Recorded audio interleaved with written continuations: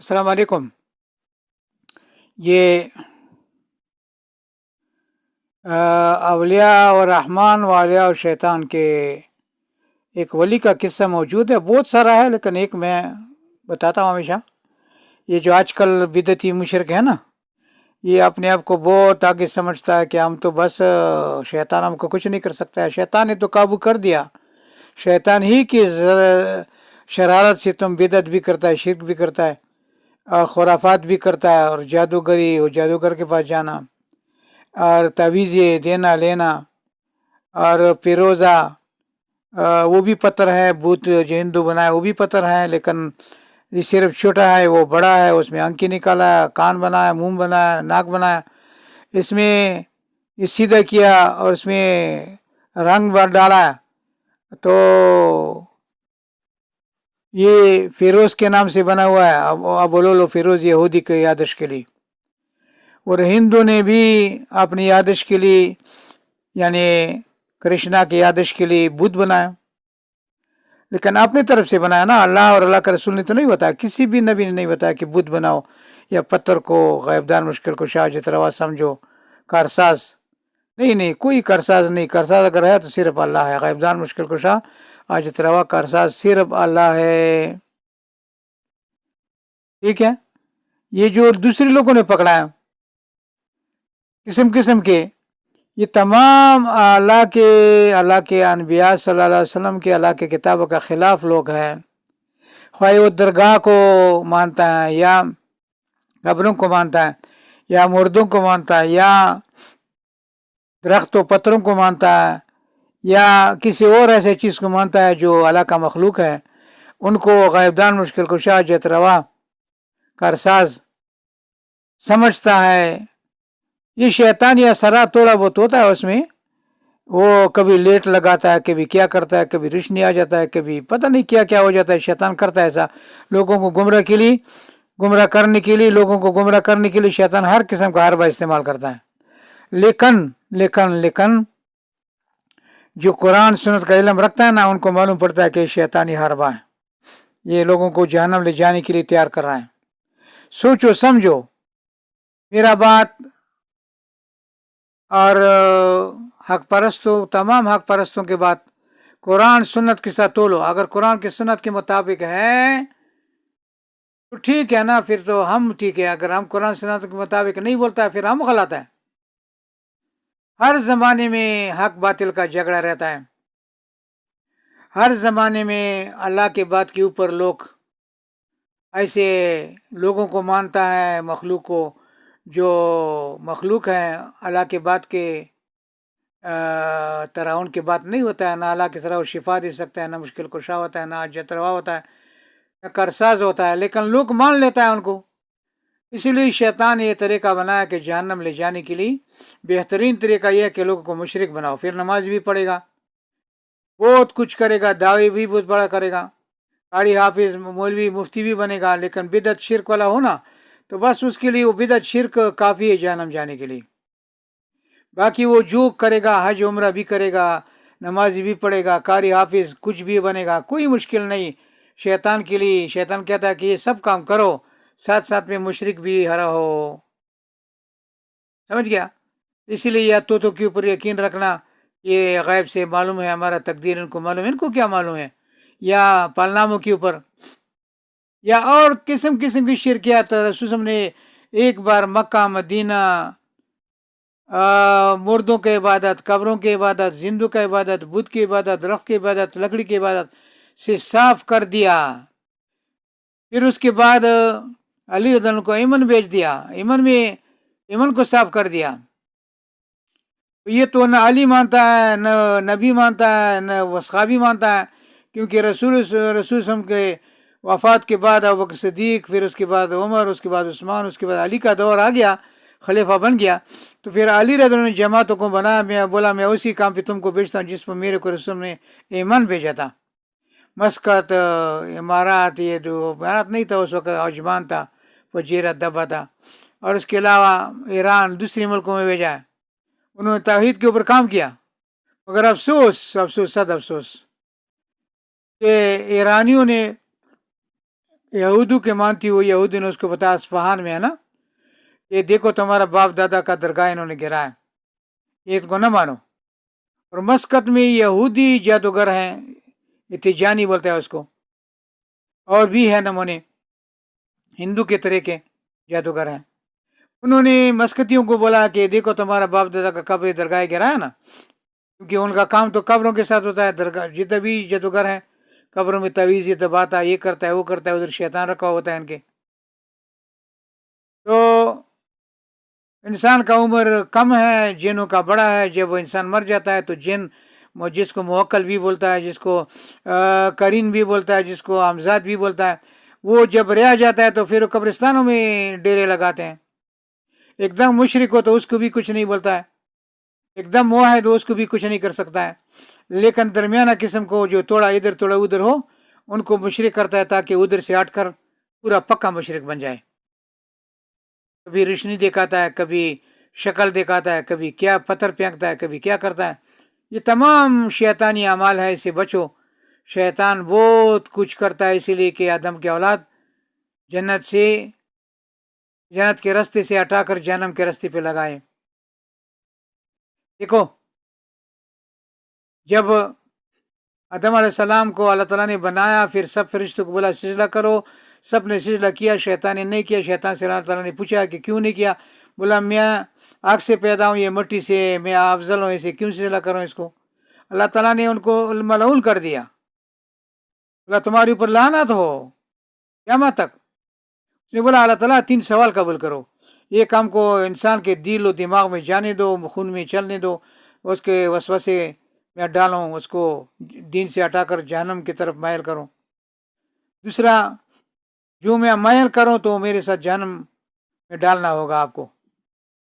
تیسرا، قیامت تک زندگی رکھو۔ اللہ تعالیٰ نے بولا پہلا تم دماغ میں، دل میں، خون میں بھاگ سکتا ہے اور وسوسے بھی ڈال سکتا ہے، یہ پورا قبول ہو گیا۔ دوسرا، جو تمہارا ساتھی ہوگا تمہارے ساتھ دے گا، لیکن آخر میں توبہ کرے گا تو اس کا توبہ قبول کرے گا، اس کو جہنم نہیں جانے دے گا۔ اور تیسرا، قیامت تک تم کو زندہ نہیں رکھے گا، وقت معلوم، ایک معلوم وقت ہے جو مجھے معلوم ہے، اس وقت تک تم کو رکھوں گا، پھر تم کو بھی قتل کروں گا۔ دیکھو شیطان کے ساتھ جو دے گا نا، اسی وقت اللہ تعالیٰ نے بولا تم اور تمہارا ساتھی جو تمہارا تابعدار ہے اسے مر جائے گا تو اسے میں جہنم بھر دوں گا۔ پھر شیطان نے اس وقت انسان آدم علیہ السلام کی طرف دیکھا، بولا اس کا بچے میں کبھی نہیں چھوڑوں گا، آگے سے پیچھے سے بائیں سے دائیں سے ہر طرف سے آؤں گا، گھوڑے بگاؤں گا اس کے پیچھے، ان کو میں شرک کو سجاؤں گا اور توحید کو کے خلاف، توحید کے خلاف شرک کو سجاؤں گا، ان کو مشرک بناؤں گا، سب کو گناہ گار بناؤں گا۔ یہ تو شیطان کا کام ہے، آج کل بھی لگا ہوا ہے، جہاں جہاں بھی شیطان شرارتیں ڈالتا ہے، لوگوں کو جو ہے نا مشرک کرتا ہے، بہت لوگوں کو جادوگر بنایا، آسمان سے جھوٹا خبر لاتا ہے، ایک خبر جھوٹا لا کے پہنچتا ہے، پھر اس میں بات سے ایک کام 100 جھوٹ بولتا ہے، رسول نے خود بتایا۔ اسی طرح بہت سارا لگے ہوئے ہیں، یہ خونزادوں کی شکل میں، صاحبزادوں کی شکل میں، میاؤں کی شکل میں، موکل رکھنے والوں کی شکل میں، جس کو وہ عامل حامل کہتا ہے، کاہنوں کی شکل، نجومیوں کی شکل، اور اس کے علاوہ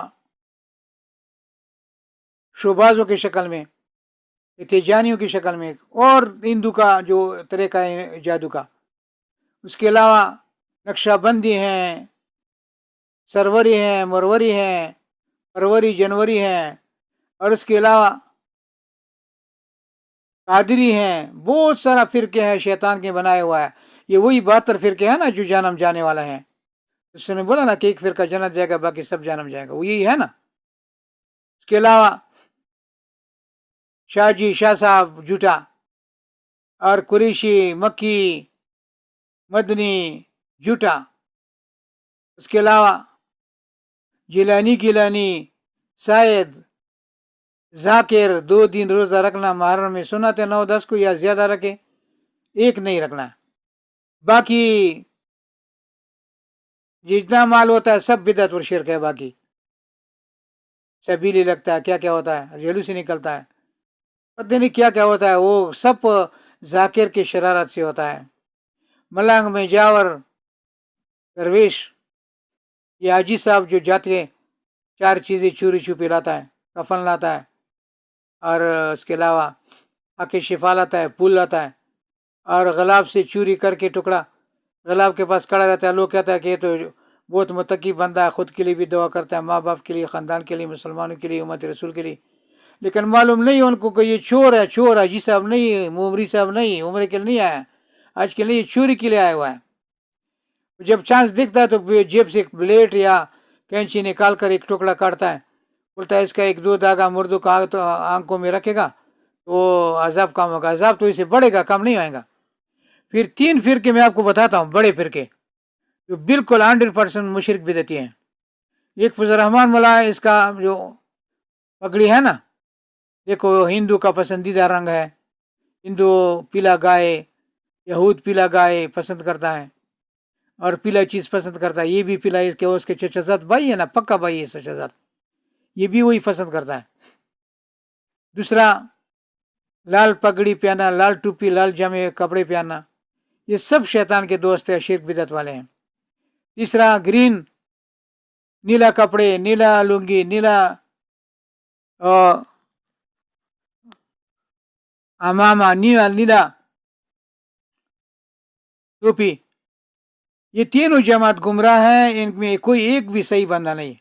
ان کا تابعداری مت کرو، نہ اس کو ووٹ دے دو، نہ نوٹ دے دو، نہ اس کو مانو، نہ اس کا بات سنو.